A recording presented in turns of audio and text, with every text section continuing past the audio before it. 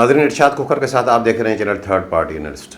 आज की रिपोर्ट में आपको आगाह करेंगे कि सूबाई काबीना का फैसला, जिसको चेंज करने के अख्तियारात या उसके खिलाफ जाने का अख्तियारात खुद वज़ीर आला को भी नहीं है, लेकिन चंद हफ्तों से माफिया ने वो काबीना का फैसला किस तरह रद्द करप्शन की खातर रद्दी की टोकरी में डाल दिया था।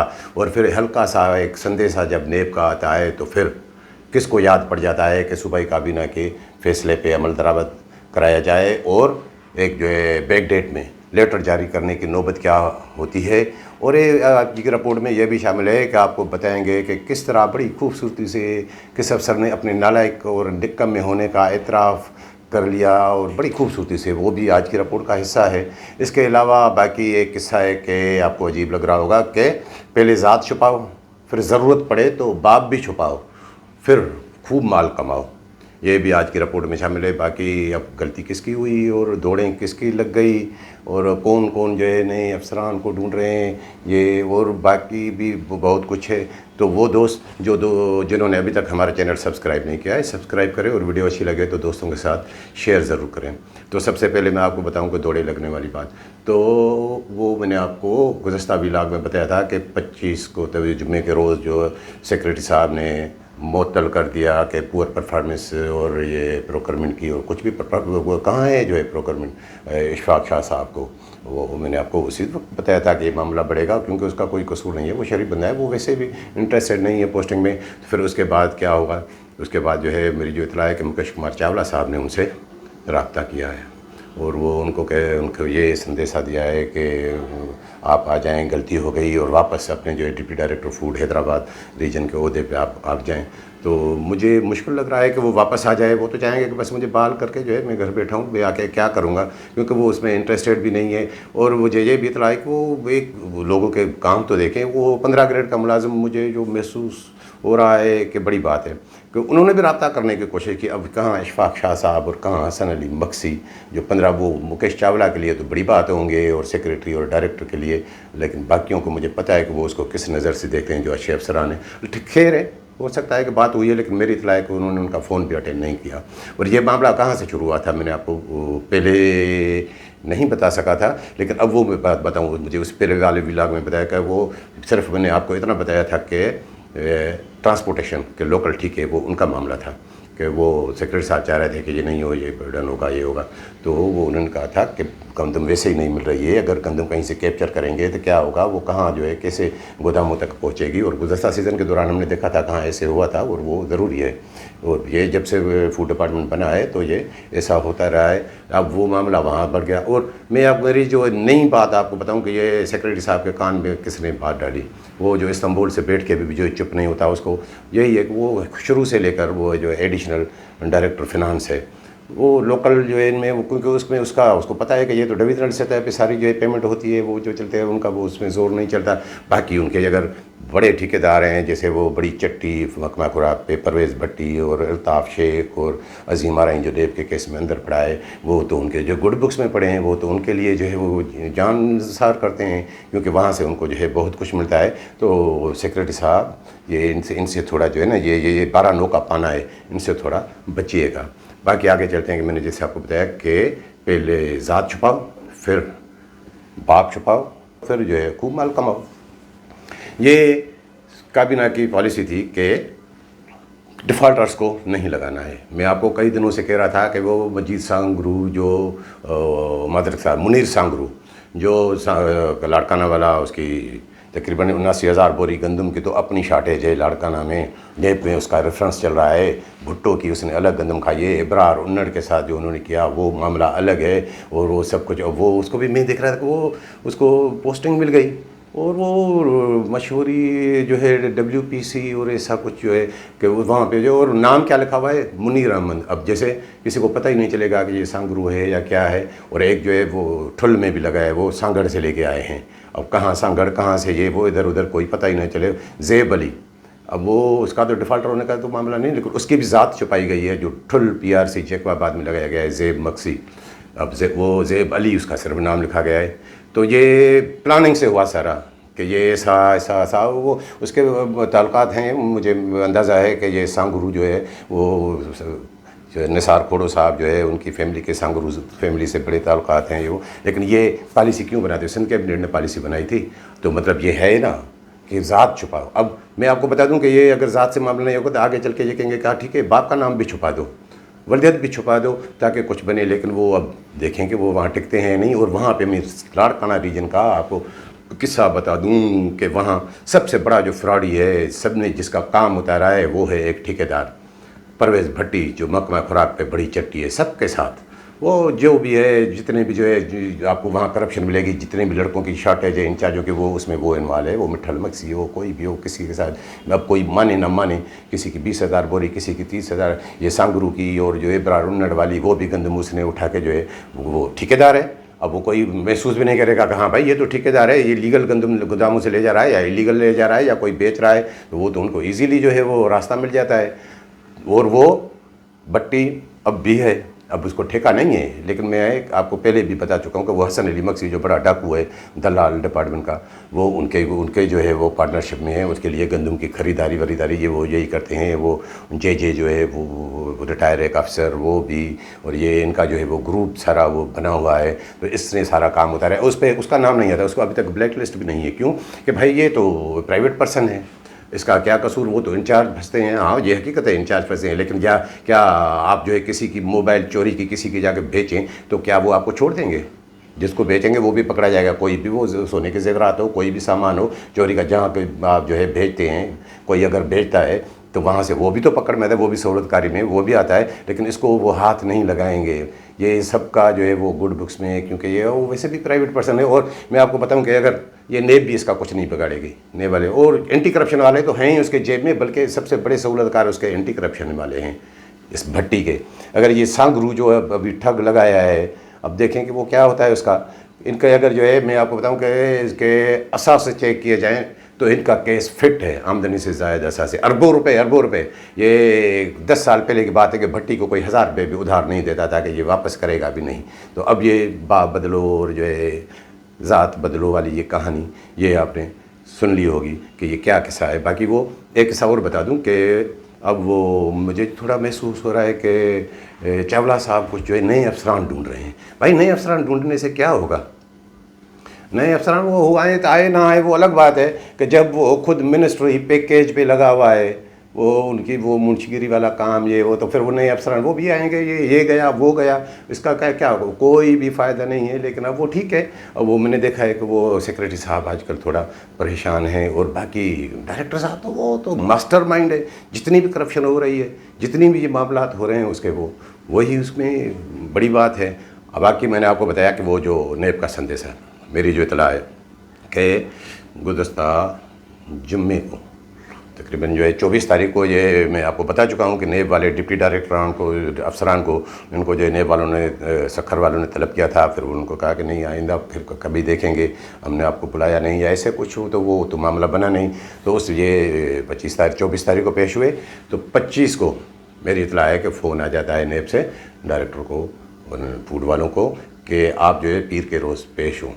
अब तो पीर के रोज़ पेश हुआ, जब ये आ गया तो तहलका मच गया कि और ये जो प्रोक्योरमेंट के जितनी जो पॉलिसी जाहिर है नेब वालों के पास भी पॉलिसी पड़ी है जो सिंध कैबिनेट ने, वो होगी ज़रूर होगी, उनके पास तो होता है कि उसमें क्या क्या है। तो उसके बाद क्या होता है कि दूसरे दिन 26 को एक जो है लेटर नमूदार होता है बैक डेट में, उसमें डेट 24 की लिखी हुई है, ये स्क्रीन पे चल भी रहा है, आप देख चुके होंगे कि 24 में। अब बैक डेट में लेटर जारी करने की ज़रूरत क्या है? और वो मेरी इतला है। और आजकल के दौर में कौन सी बात छुप सकती है? क्या वो 24 को जिस दिन हुआ है उस दिन किसी को जो है व्हाट्सएप पे आया है या पेज पे आया है, ग्रुप पे आया है? आजकल के साइंस इतने तरक्याती दौर में, साइंस इतनी टेक्नोलॉजी इतनी तरक्की कर चुकी है, कोई भी बात नहीं छुप सकती कि ये कब जो है सर्कुलेट हुआ। तो वो पुरानी वो नंबर निकाल के उन्होंने जो वो जारी किया, उसमें क्या लिखा हुआ है कि गुज़श्ता 10 साल के दौरान जितने भी डिफ़ॉल्टर्स हैं जो नेब ज़दा एंटी करप्शन या इनको केस हैं, उनको जो इन्होंने पहले लगा दिया कि वो गंदम खरीदारी में, वो WPC में वो नहीं लग सकते। अब गंदम खरीदारी मराकज़ पे और तमाम डिप्टी डायरेक्टर इनको कहा गया कि वो जितने भी केसेस हैं या जितने भी तैनात हो चुके हैं उन सबको बैक रेफ़र करें, और वरना जो इसके ज़िम्मेदार मुतल्लिका DFC और डिप्टी डायरेक्टर वो खुद होंगे। और लेटर में क्या लिखा है कि ये इरादतन हमने नहीं किया, ये इसलिए हो गया है, अगर कुछ लग गए हैं, क्योंकि वो सारे ऑर्डर डायरेक्टर ने किए हैं, ऊपर से हुए हैं, नीचे वालों ने कुछ भी नहीं किया है, खुद जो है चुन चुन के लगाए हैं डिफ़ॉल्टर्स। तो वो ये इरादतन नहीं किया, क्योंकि हमारे पास इतनी जो है वो रिकॉर्ड नहीं है, हमारे जो है तहकीकाती इदारों से इतनी जो वो कोऑर्डिनेशन नहीं है, उसमें कोई मिसिंग हो गई हो, तो ये इरादतन हमने नहीं किया, तो इस तरह जो है उनको जो है वो हटाया जाए। कैसे इरादतन नहीं किया? मतलब ये जो मैंने आपको बात बताई कि ये अपनी नालायकी, नाअहली इनकी है या निकम्मापन है, नहीं है, या अंधे हैं कि इनको पता नहीं है। ये भी बताता हूँ कि कैसे इन्होंने जानबूझ के ये किया है कि हमने नहीं किया, ये नालायकी साबित होती है ना। फिर ऐसे है तो फिर आपके जो डायरेक्टरेट है वहाँ चीते चीते बैठे हैं, उनके पास रिकॉर्ड नहीं है, फिर ये डायरेक्टरेट को बंद करें, इसकी ज़रूरत क्या है? समझ में आ रही है बात कि डिपार्टमेंट के पास जो है डिफ़ॉल्टर्स का रिकॉर्ड नहीं है, फिर तो बात ख़त्म हो गई और डिप्टी डायरेक्टर को आप जो है वो भेजें। अब ये ऐसा क्यों है? दूसरी इसमें बात कि लेटर में जो है कि वो WPC क्यों भाई, PRC क्यों नहीं? PRC वाले क्या वो साफ़ सुथरे हैं या PRC पे करप्शन नहीं होती? वहाँ करप्शन तो ज़्यादा होती है, सबसे ज़्यादा गंदम तो जो है वो गोदामों में रखी जाती है, कच्चे सेंटरों के बजाय वो जो पक्के सेंटर है आपके गोदाम हैं वहाँ आती है, सालों पूरा साल वहाँ गंदम पड़ी रहती है। तो वो उनको क्या वहाँ भी उसमें अब कोई बचाने की कोशिश की जा रही है। जहाँ तक डिफ़ॉल्टर की बात है, अब क्या कि वो डायरेक्टर साहब के सारे नाक के नीचे बैठे हैं। हसन अली मक्सी ने जो का किया उन्होंने किया, अपने भी लोग बताए। अब क्या जो है मुर्तज़ा उन्नड़, उसको पता नहीं है, जो उनके जो है वो डायरी मेंटेन करता है कि वो डिफ़ॉल्टर है, कितने का बदर की रहे उनको पता नहीं है, शफीक चन्ना उनको पता नहीं है, इमरान मक्सी उनको पता नहीं है कि उनकी क्या क्या जो है वो किस्तें हैं, अकबर ये वो जो जितने भी जो है इन्होंने लगाए हैं, या ये सांगरू का पता नहीं है कि सांगरू कितना बड़ा डिफ़ॉल्टर। अगर नहीं है तो फिर आप नाअहल हैं ना, फिर क्यों सीट पे बैठे हैं? कितने इतने बड़े भाई, इनको सब कुछ पता है, ये बदनीयती पे सारा मबनी है, इनको सारा पता है। उन्होंने क्योंकि अब मामला क्या है कि इन्होंने पैसे बटोर लिए, सब कुछ आ गया, अब पैसे तो आ गए, अब जो है अब चोर की माँ कोने में रोए। अब जब नेब का आया तो अब ये मामला खुलेगा। और मुझे ये भी इतला है कि कुछ जो है सेक्रेटरी खुराक राजा खुरम शहजाद साहब इससे खुश नहीं थे कि ये जितने कुछ जो है डिफ़ॉल्टर लगे। अब उसमें लेटर में लिखा है कि यो सिंध काबीना की जो फैसले की रोशनी में गाइडलाइन पॉलिसी जो है, पॉलिसी गाइडलाइन जो जारी की गई है, उसके पैरा नंबर 7 में ये लिखा है कि ये डिफ़ॉल्टर जितने भी हैं वो नहीं तैनात हो सकते। चलो डिफ़ॉल्टर नहीं तैनात हो सकते, अब देखें कि वो बेकर फिर क्या होता है, क्या आता है, किस तरह वो करते हैं अब मैनेज। या तो ये अब ये होगा कि अब वो अब आपकी बारी नहीं है भाई, अब कोई इनको उन्नड़ जैसों को इनको कहेंगे कि अब वो कोई साफ़ सुथरा ढूंढ के लाओ कि 50-50 पे आप रख लो, गोदाम वो चलाए। अब ऐसा भी होता रहा है, फूड डिपार्टमेंट में चलता है। अब सबसे बड़ा सवाल कि डिफ़ॉल्टर की बात सिर्फ क्या इंचार्जों तक कर ली है? इंचार्ज क्या है? उनके पास तो करोड़ों रुपए की गंदम की खरीदारी, और उनको अथॉरिटी कौन देता है? हर DFC के पास 10-15 अरब रुपए के जो है अथॉरिटीज होते हैं, वो उनके हाथ में होते हैं कि वो गंदम खरीदें। DFC मतलब ज़िले का ऑफिसर, जिसके अंडर में कई जो है इंचार्ज आ जाते हैं WPCs के और PRCs के। अब वहाँ कि वो ये क्या वहाँ भी होगा? नेब वालों को जाके बताएंगे कि हम डिफ़ॉल्टर DFC नहीं लगाएंगे, यानी वो छोटे इंचार्ज जो है जो वो तो ठीक है और नहीं लगने चाहिए, क्यों लगे वो डिफ़ॉल्टर जो कैबिनेट ने पॉलिसी की है। और नाज़रीन बाकी एक बात मैं और भी आपको बता दूं कि ये जो डिफ़ॉल्टर्स की तैनाती, इसके मतलब सिंध कैबिनेट ने गुज़श्ता साल भी फैसला किया था, लेकिन गुज़श्ता साल भी डिफ़ॉल्टर लगे थे। फ़र्क ये था कि जितने बड़े बड़े बदनाम नामी ग्रामी बदरकीरी हो इस तरह के जो लोग, उनको ऊपर वालों ने पोस्टिंग नहीं दी थी। हाँ, वो फिर वो उनके वो खाली जगह छोड़ दी गई थी कि वो डिप्टी डायरेक्टर जो है उन पर तैनाती करें जो अच्छे लोग देख के। और फिर क्या है, डिप्टी डायरेक्टर DFC वो उन पर वही प्रेशर कि हाँ इनको लगाएं। ऊपर वालों के मामला वो भी लग गए थे, लेकिन इस मरतबा तो मामला ही कुछ हुआ है। जितनी भी पोस्टिंग हुई है वो खुद ऊपर से हुई है, डायरेक्टर ने की है। बाकी अब देखते हैं कि आगे चल के क्या होता है कि वहाँ पे क्या ये डिफ़ॉल्टर्स जितने जो है नौशर व फिरोज़ में या इधर उधर तैनात हुए हैं, वो उनकी रिपोर्ट जो है वहाँ से नौशर व फिरोज़ से भी आती है, क्या वो दे देंगे आपको हसन अली मक्सी या सांगड़ से या कहीं और से, वो भी देखें कि क्या होता है। बाकी जो मैंने आपको अफसरान के बताया कि वो जिसने ये लेटर अरसाल किया है कि क्या कमाल किया है कि वो खुद इरादतन हमने जारी नहीं किया है और ये किया है, और डायरेक्टर होते हुए अब वो उससे ज़ाहिर है उसकी नाअहली और नालायकी कमी तो ज़ाहिर होती है, और वो क्यों ना करे इससे पहले कि जो है वो उस पर करप्शन साबित हो। करप्शन को छुपाने लिए कि तो बंदा ना अपने नालायक कोई समझेगा कि हाँ हमें नालायकी हो गई है। अब वो ये तो नहीं कह रहा लेटर में तो हाँ वो इरादतन नहीं किया है, मतलब ये नालायकी है, तो करप्शन से बेहतर है कि नालायकी का इल्ज़ाम ही ले लें तो वो उनके लिए अच्छा है। बाकी मैंने आपको बताया कि वो नेब वाला किस्सा कि नेब का ज़बानी अहकामात आने से ये कॉन्शियस हो गए।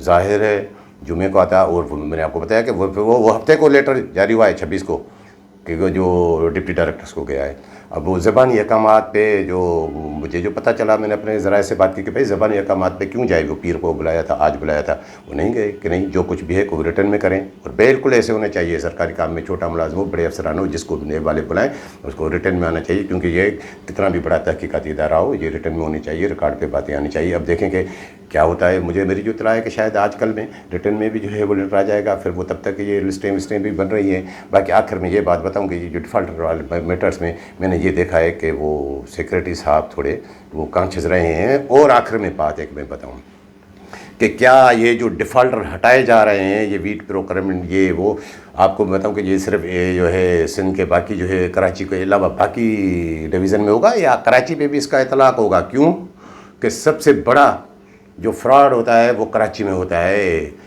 सबसे बड़ा कब्रिस्तान जितने भी सिंध में फ्रॉड होते हैं वो आके दफन कराची में होते हैं। क्या वहाँ जो है मस्ट डहर वो नेबज़दा नहीं बैठा हुआ है जिनको 3-3 गोदामों का इंचार्ज बना दे, क्या उसको भी हटाएंगे? सारा गंदम तो 50% गंदम, अगर 14 लाख टन गंदम है, 7 लाख तो यहाँ आएगी, तकरीबन 6.5-7 लाख टन गंदम। किस तरह वो उसको खुर्द-बुर्द करता है? ये पॉलिसी मस्ट डहर पे भी नाफिज होगी या नहीं होगी, या सिर्फ वो गंदम खरीदारी मराकज़ और इनके, क्योंकि वो किसके गुड बुक्स में है? वो सेक्रेटरी साहब के गुड बुक्स में है। और वो क्योंकि वहाँ पे मामला हसन अली मक्सी से भी आगे वो मोहम्मद हुसैन गुमरो जो घर बैठा हुआ है, ये सारी जो लाबियाँ ऐसी उन्होंने बनाई है, चावला में मुकेश कुमार चावला साहब, अब मैं क्या बताऊँ कि वो उधर से वो उधर से इधर तुम्हारा इधर हमारा वाला किस्सा। तो अब क्या मस्ट डहर पे भी उसका इतलाक़ होगा, कराची के गोदामों पे इतलाक़ होगा, कराची के DFCs पे भी उसका इतलाक़ होगा? तो अब देखेंगे ये क्या करने जा रहे हैं कि ये सिर्फ या बस ऐसे ही कॉस्मेटिक तरीके से करेंगे या वो, अब देखेंगे। मुझे तो बड़ी मायूसी है, क्योंकि मैं इनके कारनामों से जानूँ कि अब वो नए वो जो है लोग ढूंढेंगे कि अब वो ठेके पे किस तरह गोदाम चलें। तो नाज़रीन, ये थी आज की वीडियो पसंद आई हो तो दोस्तों के साथ शेयर ज़रूर कीजिएगा। मिलेंगे अगली वीडियो के साथ।